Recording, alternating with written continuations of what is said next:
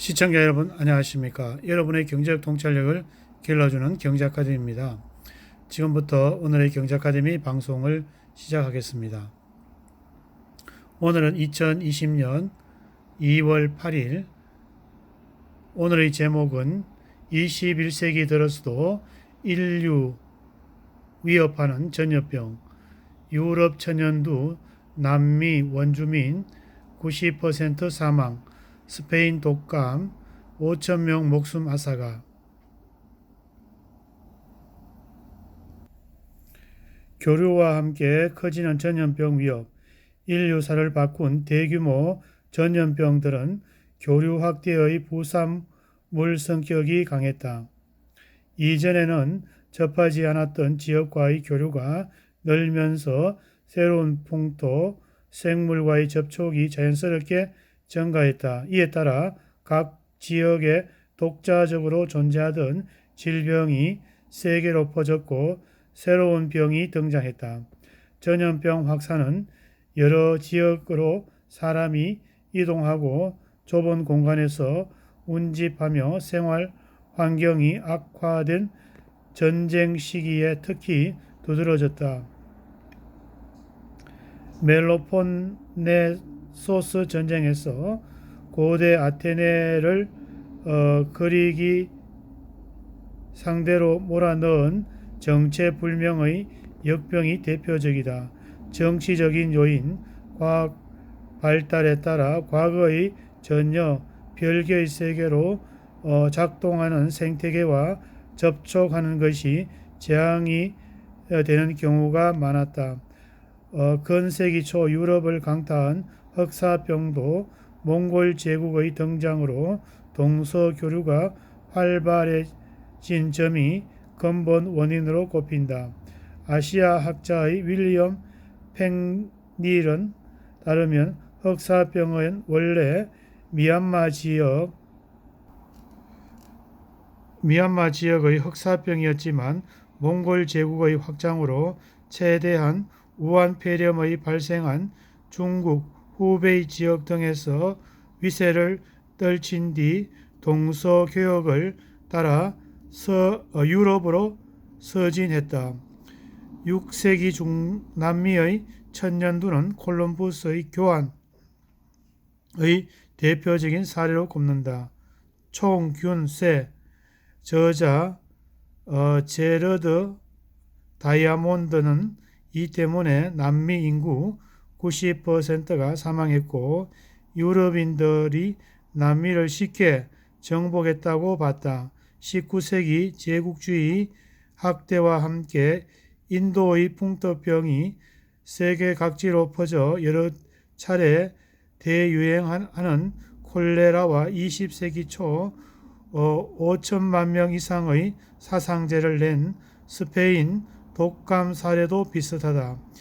6.25 전쟁 당시 유엔군과 중공군을 괴롭힌 한타 바이러스는 한탄강 유역에서 서식하는 덜지를 매개로 번졌다. 우한 폐렴도 과거 다른 전염병 확산의 공식대로 퍼지고 있다. 우한 폐렴의 진원지 우한시에는 박쥐나 사양 고양이, 뱀 등 야생 동물을 먹는 식문화가 남아있다. 오래전부터 가축화가 진행되는 소, 돼지, 개, 닭은 이미 많은 생물학적인 교류가 이루어져 치명적인 변형 인수 공동 질병이 생길 가능성은 작지만 여기에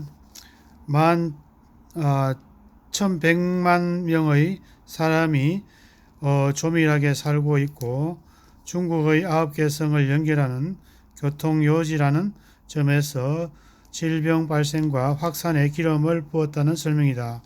중국 경제가 비약적으로 성장하면서 지역 풍토병이 세계로 빠르게 퍼지면서 충격파를 키웠다.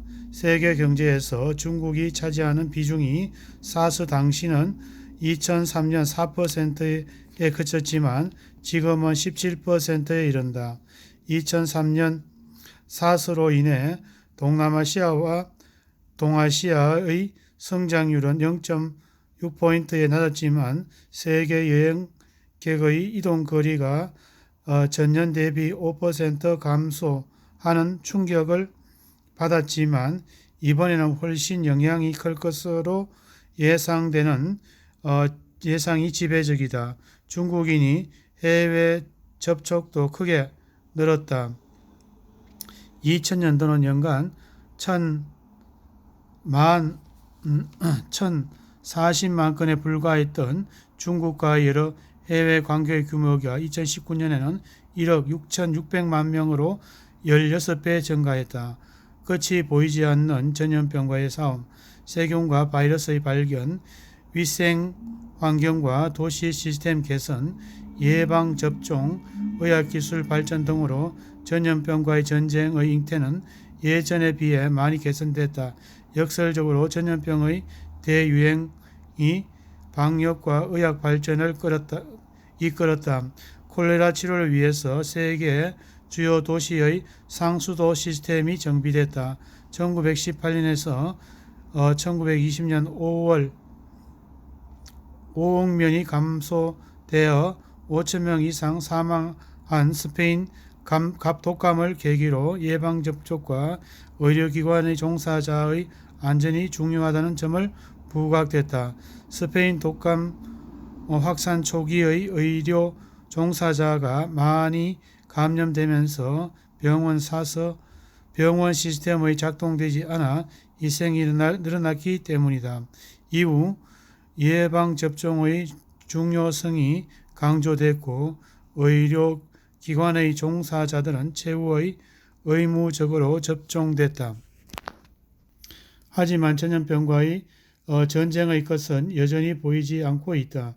WHO의 국제공중보건 비상사태를 선언한 사례만 따져봐도 2009년 신종플루, 2014년 소아마비, 2014년은 서아프리카의 에볼라, 2016년 지카 바이러스 감염증, 2019년 콩고 민주화국의 에볼라, 2020년 우한 폐렴 등 6차례에 이른다.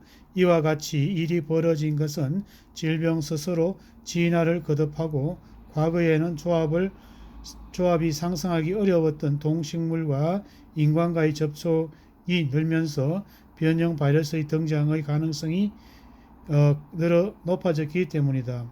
여기에 지구 온난화와 시베리아의 영구 동토지대와 티베트 공원에서 등지에서 묻혀있던 과거의 치명적인 전염병군이 다시 퍼질 가능성을 배제할 수 없다.